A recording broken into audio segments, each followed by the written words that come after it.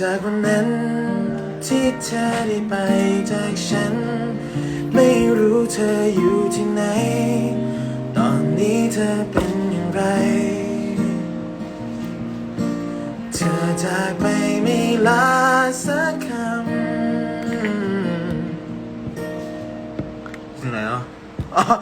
อยากแค่ขอสบตาเธออีกครั้งที่เธอไปฉันยอมรับและเข้าใจไม่ว่าอะไรเธอเลยยังรักเธอรู้ใช่ไหมใจฉันยังคิดถึงเหมือนเคยไม่มีใครแทนที่เธอได้เลยถ้าเราได้เจอกันอีกสักวันอยากถามเธอจำฉันได้อยู่หรือเปล่าเธอจะยิ้มให้ฉันหรือเปล่าหากเราได้เจอกันอีกสักครั้งอยากขอกอดเธอไว้ให้อุ่นเหมือนเก่าให้คำว่าเรา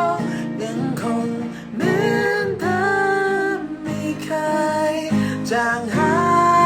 ยไปเหมือนเดิมไม่เคยจางหายไปเหมือนเดิ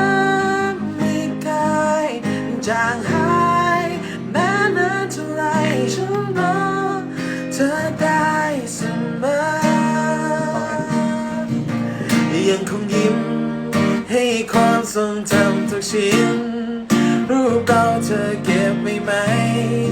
เพราะฉันไม่เคยโยนทิ้งไม่เคยโยนสิ่งดีๆไม่เคยหายไปเธอเคยลองนึกถึงมันบ้างไหมถ้าเราได้เจอกันอีกสักวันอยากถามเธอจำฉันได้อยู่หรือเปล่าเธอที่ยิ้มให้ฉันหรือเปล่าถ้าเราได้เจอกันอีกสักครั้งอยากขอกอดเธอไว้ให้อุ่นเหมือนเก่าให้คำว่าเรายังคงขาดเหมือนเดิมไม่เคยจางหายไปเหมือนเดิมไม่เคยจางหายไปเหมือนเดิมไม่เคยจางหายแม้นานเท่าไรฉันรอเธอได้เสมอตึงผมมาให้น้องทีโอเล่นมันเดียว